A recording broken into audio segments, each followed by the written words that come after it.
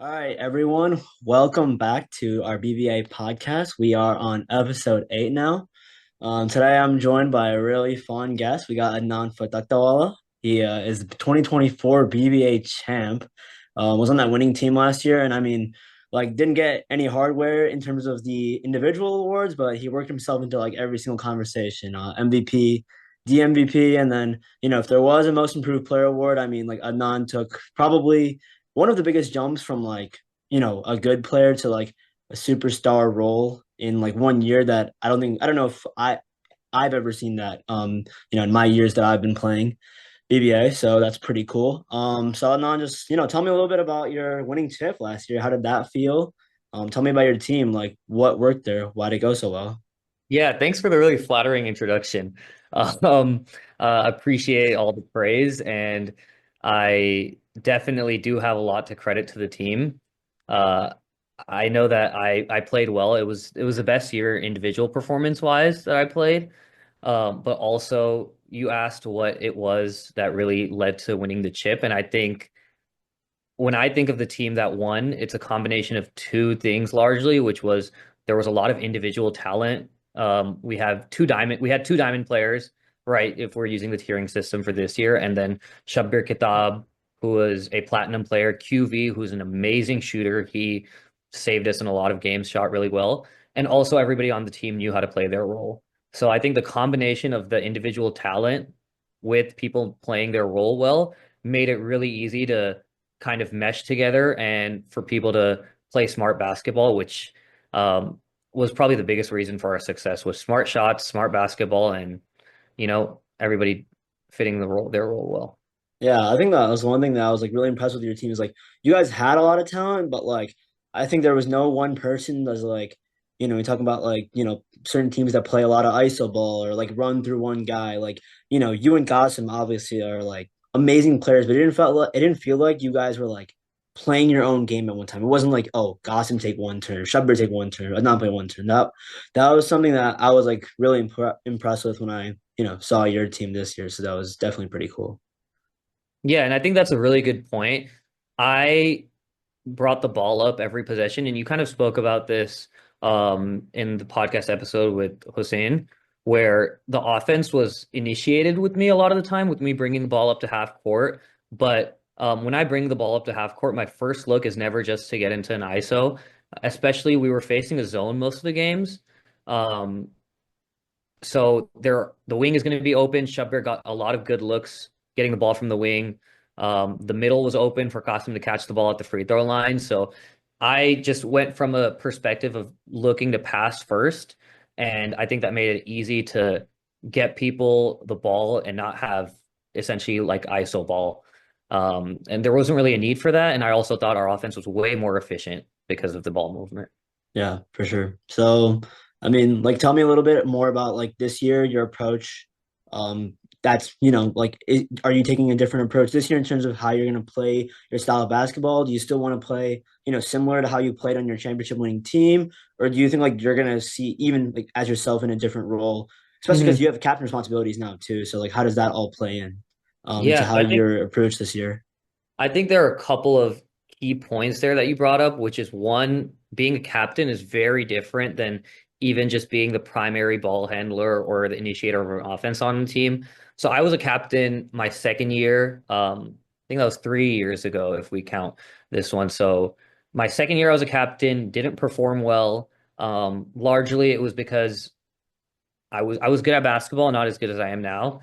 But I just didn't have the necessary skills it takes to lead a team. So a lot of the intangibles matter a lot, and that's something that I'm focusing on this year with the team. So things like, even before the tournament even starts, holding teammates accountable, making sure that people are in the gym, people are shooting around, they're playing basketball.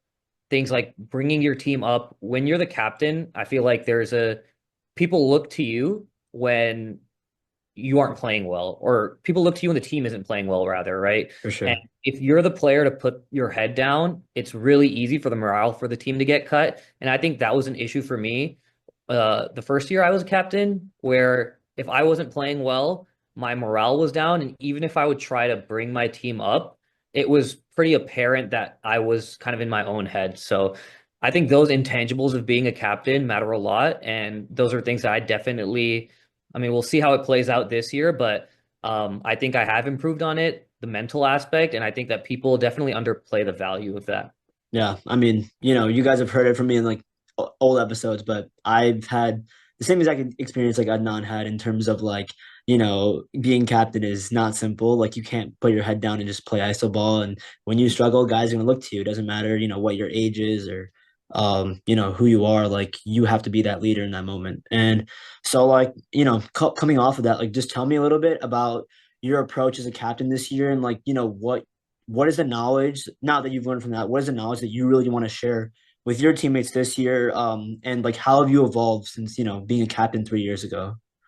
Yeah, so aside from my game evolving, and I can talk about that a little bit, um, I I think I so it's interesting because I watched the last podcast episode where Koch was talking about how my passing has improved, which I agree that my passing has gotten better, but I actually think that what has improved more than just specific my passing getting better is there were times where I would be completely passive and then other times where I was only looking to score. And I was kind of operating on both extremes where it's like I would kind of premeditate, I want to score this play coming down the court, and then someone would be open and I wouldn't find them. And there were other plays where I come down the court, make a pass immediately, and I'm not looking to score. So I think kind of opening my game to not necessarily premeditating and getting in like a mental state where it's like I have to score right now, we're down 10 points, but it's trusting my teammates where I can initiate the offense, but if someone's open in the corner, I'll hit them, even if, let's say I could take a mid range. So it's kind of finding a balance between passing and knowing when to be aggressive, which I think is a big, big thing that I improved in my game. And that also depends year on year with like the personnel that you have, right? How many shooters do you have? How well do your other teammates score? And I think that's a maturity that you get just from playing and experience in BBA. Yeah, 100%. I mean, I can definitely relate to that in a sense because I think like, when you're the primary scorer and guys look to you to like go get a bucket in certain moments, it's actually really hard mentally to like find that balance. Like, you like if I'm struggling and guys looking to me to score and I just like can't score the basket, like I'm gonna look to, just be completely passive and like, not look to score, or it's the flip side where you're looking to score every possession and then, you're struggling, you're not getting your teammates involved, and because of that, they're getting like disengaged, and your team is struggling, right? So I mean, it's definitely really hard to like find that Yeah. balance for sure. I wanted to ask you because I know you have played um, organized basketball in school. You've also been captain for a few years. Kind of similarly, what is the approach that you take to offensively? Because I know that, you know, you're a player who can operate really well off ball with just like your athletic ability. I know you're really good in transition too. Yeah. But a lot of the time that you take a more of an on-ball role, I was wondering how you kind of balance between wanting to do things off ball while getting the primary ball handling role a lot of Yeah. the time. I think like the really tricky part is like I'm like more I've definitely identified myself as an off-ball player. But a lot Mhm. of times in BBA, we don't have enough like on-ball or like pure point guards to the point where like I can just completely disengage myself and play like pure off guard, right? Because like last year, like I know I was, trying to like mess around with like some other guys at point in my teams, and I know I've had that at times because I'm trying to like have that system set up on my teams where I can like, like peacefully operate off ball. But obviously, like, I end up working myself into that on ball role. So, like, I think the big part, like, about that is like if you identify as like, an off ball player, you can't just magically like change your role into like an on ball player in BBA. Yeah. Like I think that was the biggest realization for me because like when I was younger, I was playing a lot of like iso ball and stuff like that, and I realized like that is not who I am as a player. Mhm. So it's really about like, generating your team and guys around you that can really like support you in that way. So then like eventually last year I found, we found like Hamza, we figured out Hamza Burhan, who was on my team, like could put a point like at a pretty good level. So like Mhm. then it allowed me to like, operate off ball, and it allowed us to like work some like proper motion offense because like then I could, instead of like coming off pick and roll every time and going one on one, I was able to like not only come off ball screens for myself, but also get off ball screens for other guys as well. and like just keep the offense fluid so it's not like one guy every time. So I think yeah, I mean that's definitely like my approach on offense.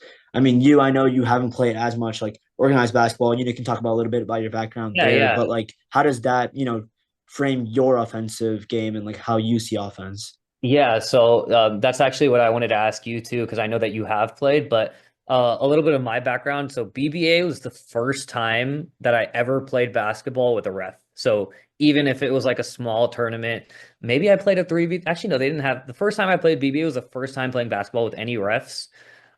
So it was a huge adjustment, right? Like Yeah, for sure. I didn't play with any time constraints, no side out of bounds. Like it was just all pickup basketball. And Yeah, even that, really started playing pickup late. Um, and even playing like 5-on-5 with the Houston guys was just something that I started a year before I played my first BBA. So without that organized ball experience, I think the biggest thing is just I would just get nervous when the game would start. Just like the idea of playing organized basketball with the refs was so foreign that I would just really get in my head. And I also didn't know a lot of the conventions and like plays in basketball yeah, because when you're playing pickup and if you're going to the gym, it's just whoever brings the ball down, yeah, usually the guy who's just going to ISO. Maybe you kick it out to the corner, but that's it, for right? sure. Um, and I think my first year I played mostly an off-ball position because Hamid was my captain, so I got to see a little bit of the way that other people played.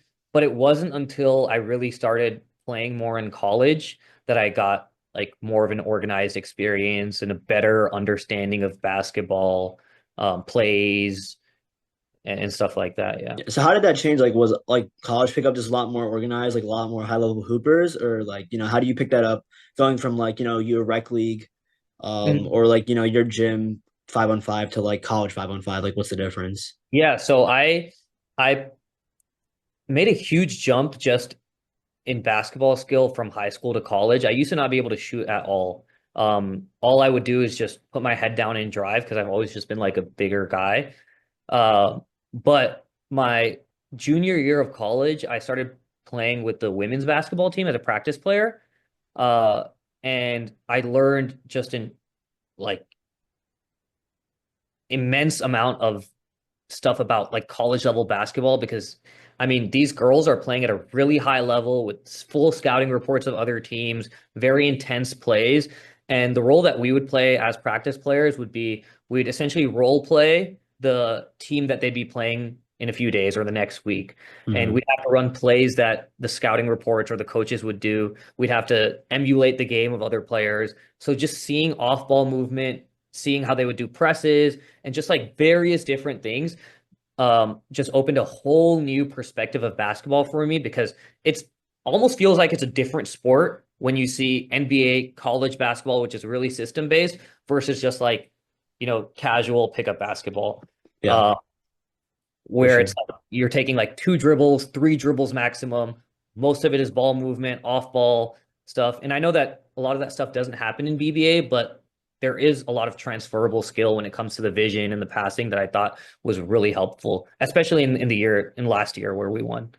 Yeah, I mean that's a really cool experience to have. Like, at an organized level, you don't grow up playing organized ball, but then Uh, you get to like see women and like, those practice players, like they take like, you know, they play at a really high level, like even in, just like any college team, right? So I mean that's awesome. Do you think that like, getting to see like scouting reports, from their end gives you like an advantage in how you approach like your own scouting in BBA and like how what sorts of things are you looking at when you look at other teams like in BBA when you're looking at them?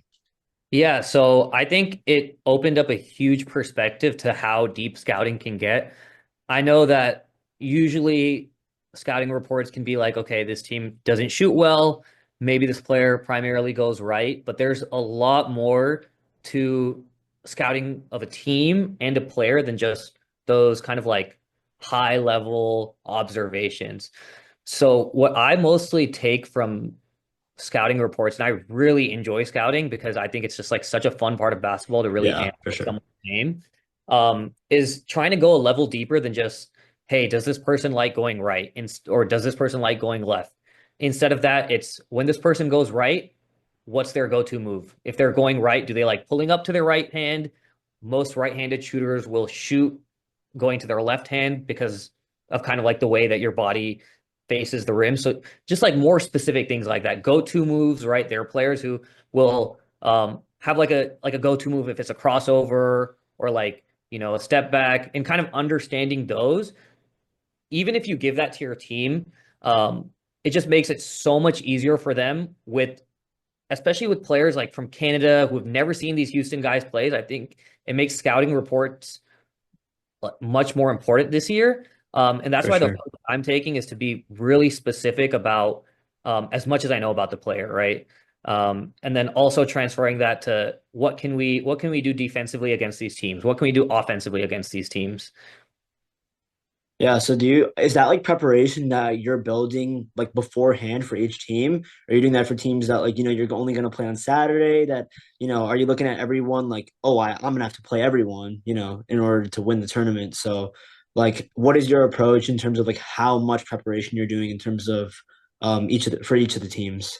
Yeah, I actually I take this pretty seriously, and I think maybe I might over prepare at times. And just for context, like before the draft, basically messaged every person I was interested in, asked them if they had any videos, um, and looked through every single name, uh, and messaged people that like within a Yeah. specific role. So I made sure to get like preliminary scouting reports. So people from Canada, if I was going to pick someone in the pre-auction, I asked him, what other players do you know from Canada? How do they play? So even getting those initial scouting reports before I drafted my players helped. But now that I have a team, getting intel on players when they like, I have three guys from Canada on my team, so they're doing runs up in Toronto right now with like Adnan and a lot of the other Canadian guys. So after they do a run, I'll call them and ask them questions about these players. Wow. That's awesome.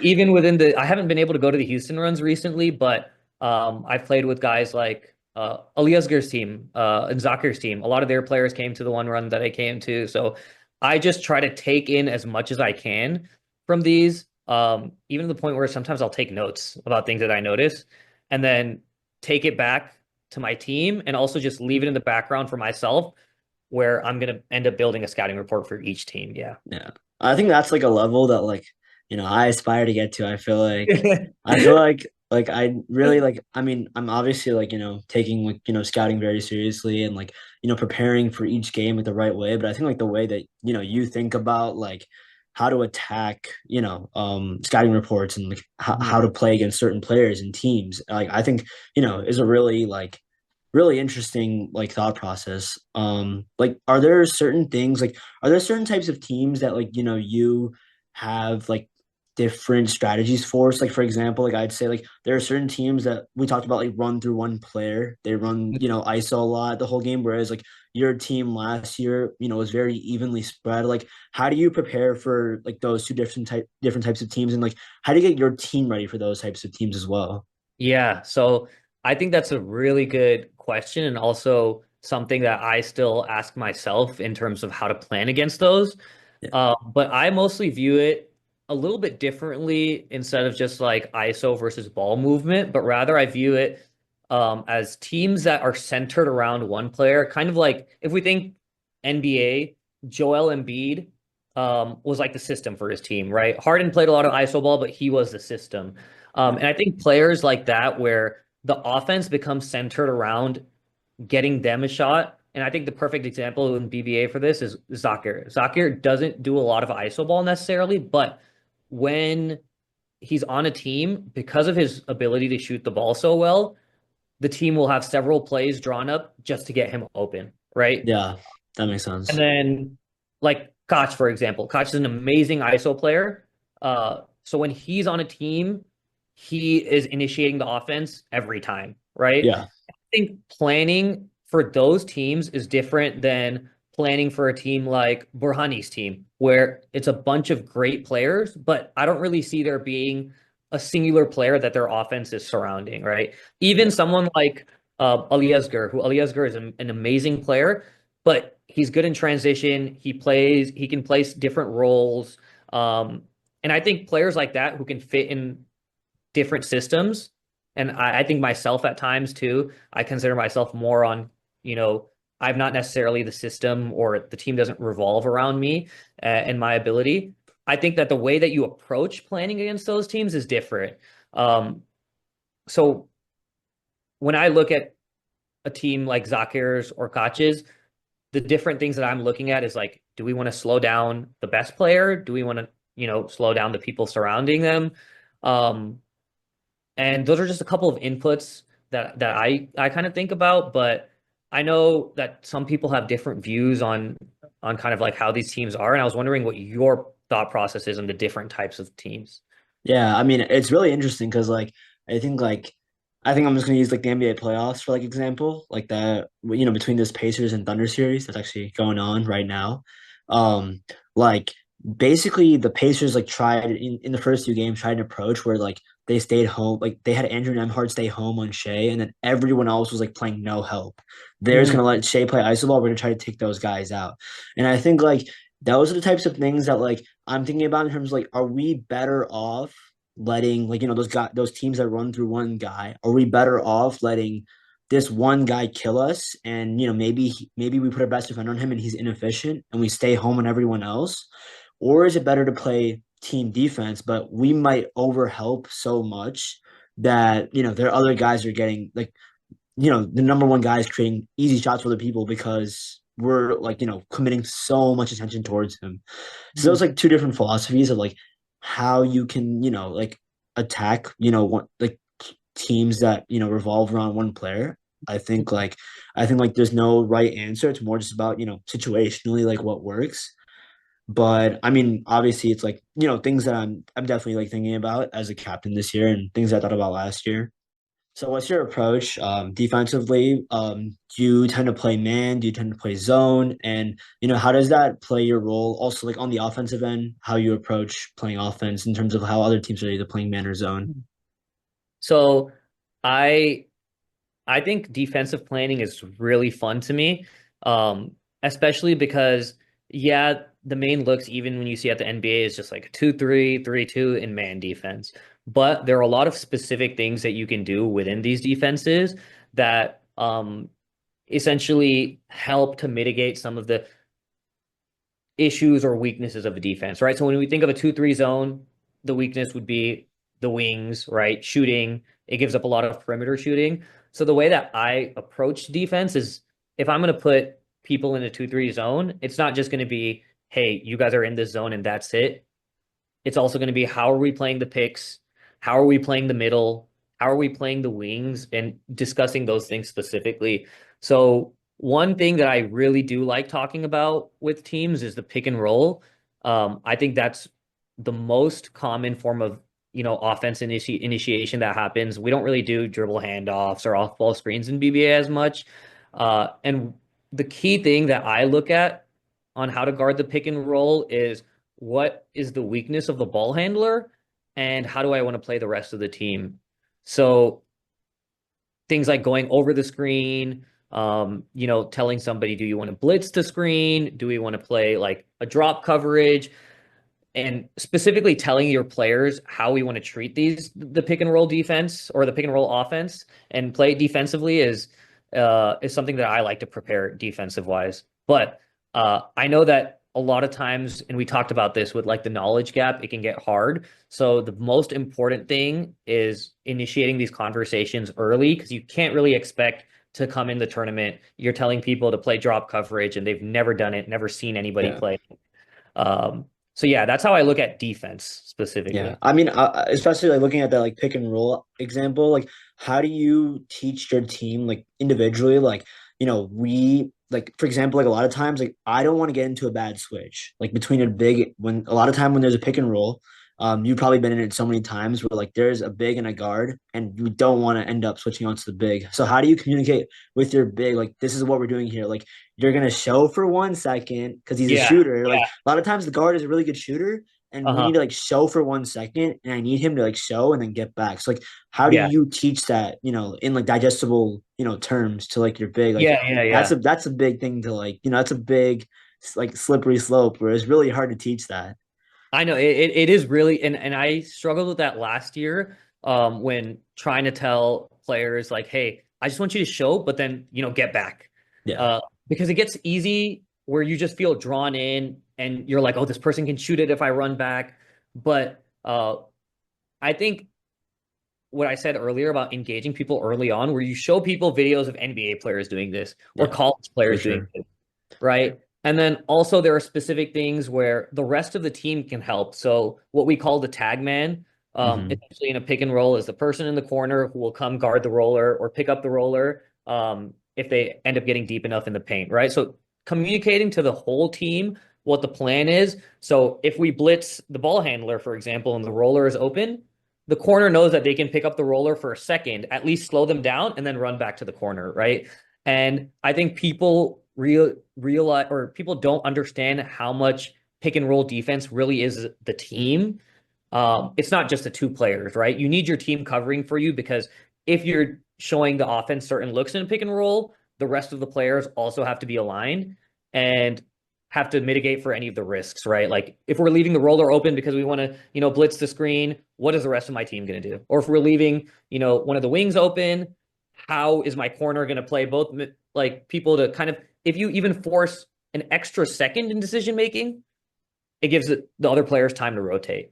So I think that's a really important thing, which is not just getting your big on the same page, but getting the whole team on the same page. Yeah, 100%. I like the way that you framed it. It's like it is 5 men defense, and I think like one thing I really struggled with in like BBA, and I think like things that something that like not a lot of players who have played organized basketball are not used to is like communicating constantly on defense. Like if Mm-hmm. you go into any like high school basketball gym or anything like that, you will see that 5 guys are talking like at all times. Mm-hmm. Like all the time. And I think like in BBA, it gets like so dead silent sometimes.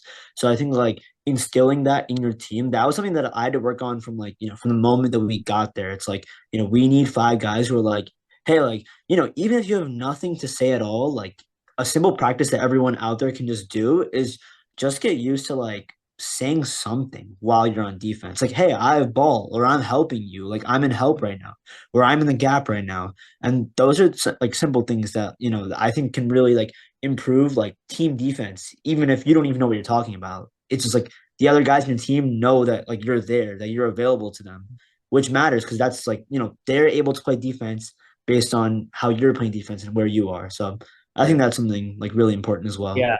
I mean, I'm taking notes right now mentally too, just because I know you have that organized basketball experience and hearing you talk about it, I'm also like, okay, that makes a lot of sense because there are players who just naturally don't speak much, but even getting them to say the words makes it more likely that when a screen comes, they're going to talk because they were already talking, right? So there, yeah, I think that also just shows kind of the picking up on things and organized basketball that helps. So, you know, maybe there are a bunch of gems that you can drop to the rest of your team and other people, but even just talking about this gets me excited because Yeah. it's like just thinking about the future of BBA and how we can just continue to improve and continue to educate the people who are younger is just it's exciting because who doesn't want more competition? It's always more fun. Yeah, exactly. Like I think that I mean, obviously we've seen like in previous years, like I know that since I've started playing, I feel like the tournament has gotten better like every single year. I think the talent level in the tournament has gotten better every single year. So I'm glad that like we're having, conversations like these on like, the podcast and stuff where we can like share our knowledge so that we can like keep growing the game every single year. Because I think like the more like competitive each tournament gets, which I mean, I think this year is going to be like looking at teams, they're going to be like ridiculous. Like that, the more fun, each tournament gets. So I'm glad that like, we're taking this direction. I mean, Another question for you is I think that like we see a lot of stagnant offense in BBA, mhm. even for these teams where it's several different players who play well. And I think that's just the nature of, I mean, most of us haven't played organized Yeah, basketball, right? Even if that's there a big are part.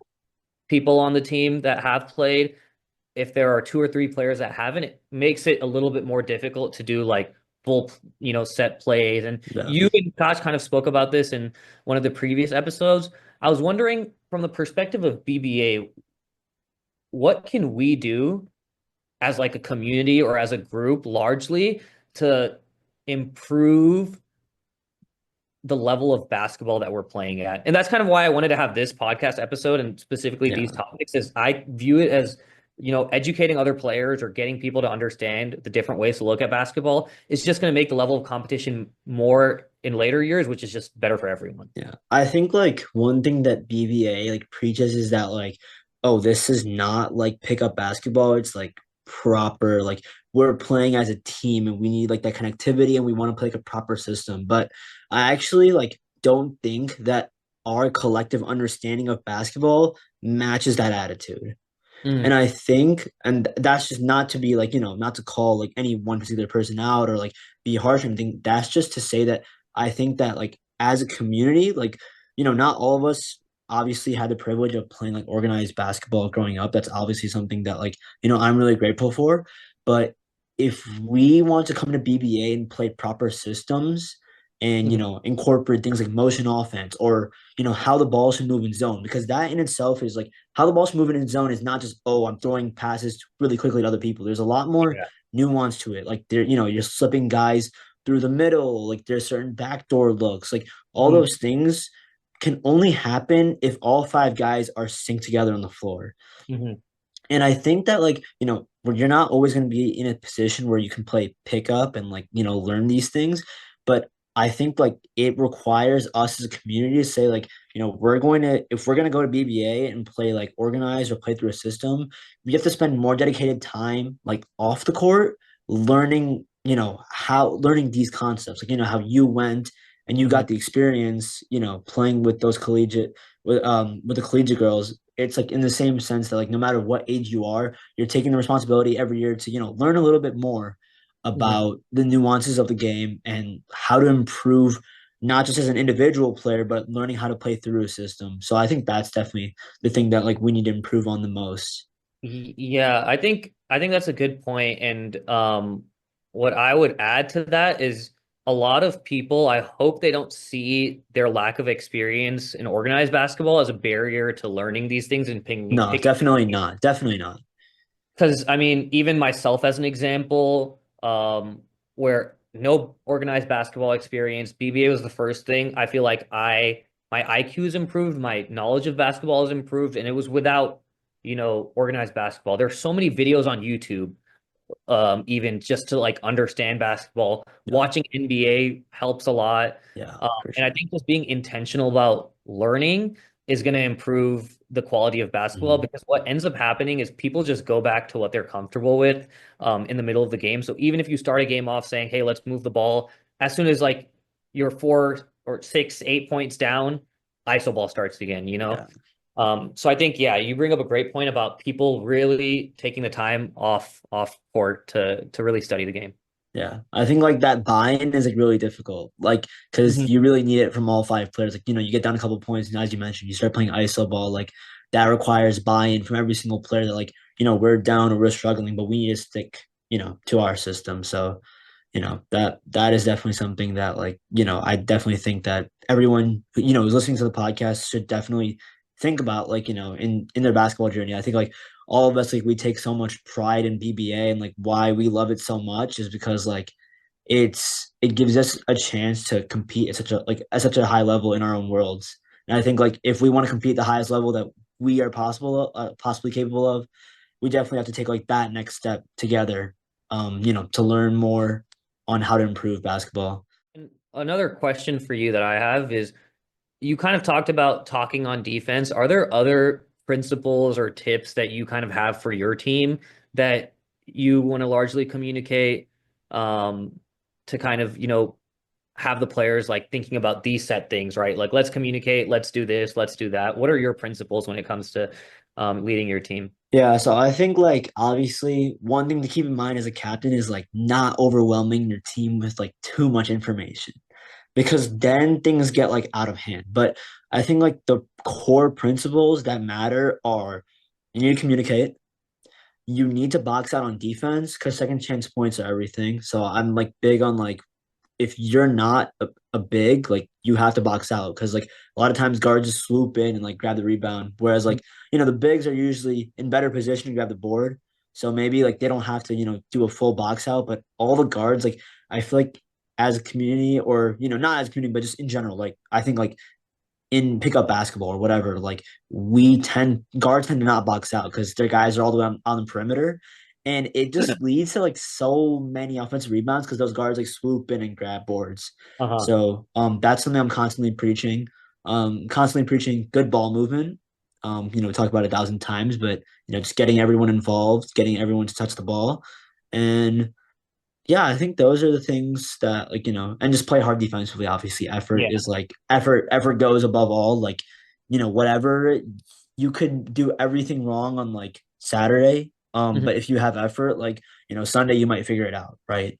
Mhm. But if your internal team effort is lacking from the start, you'll never figure it out, right? And Mhm. I think that's the biggest thing. Are there certain things that, on your end Yeah. you're looking to like push into your teammates? Yeah, I I agree with you on a lot of them. There's one specific thing that I think maybe I might be a little backwards on. But my general principles are, yeah, getting teammates to touch the ball early.